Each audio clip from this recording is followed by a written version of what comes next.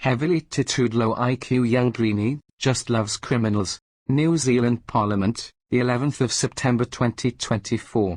To all Green Party supporters, seriously, do you think that this type of nonsense, caring about criminals rather than victims, is good kind caring for people and planet policy? Or, surely this is just scam woke ideological vote harvesting, simply to try and stay in Parliament, in order to collect a massive $200,000 a year salary package. Money for nothing and the chicks are free. WhangāreiTim.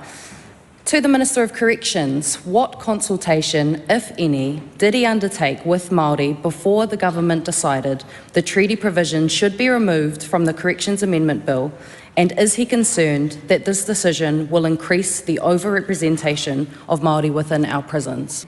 Is he concerned that despite making up just 17% of the general population, Māori make up half of the male prison population, 2/3 of the female prison population, and 67% of those in youth justice facilities? And how does he think this overrepresentation has happened? If there are no treaty provisions within the Corrections Act and no active strategy to reduce the overrepresentation of Māori in prisons, how will corrections be held accountable for reducing the overrepresentation of Māori in prison and meeting their obligations under Te Tiriti? Does he agree that people in prison having access to their culture and identity is an important step towards successful rehabilitation and reintegration? The Honourable Shane Jones. But if many of the prisoners practice their culture, they wouldn't be there in the first place. To deal with the disproportionate number of Māori, it's about time this House thought about the disproportion of Māori victims. Māori are twice as likely to be victims of violent crime. Māori are 60% likely to be the victims of a higher nature than ordinary New Zealanders. Stop lecturing about people in jail and start thinking about the victims of their crime who are substantially Māori. I want to make the point.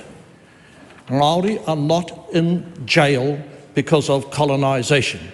Māori are in jail because of self-responsibility and the need for whānau to refresh and remake themselves so that the values that Kiwis take for granted underlying our society are not trashed and are not explained away by some distant colonial event. Thank you, Shane Jones, for bringing some intelligence into the House. Geraint, on behalf of WhangāreiTim.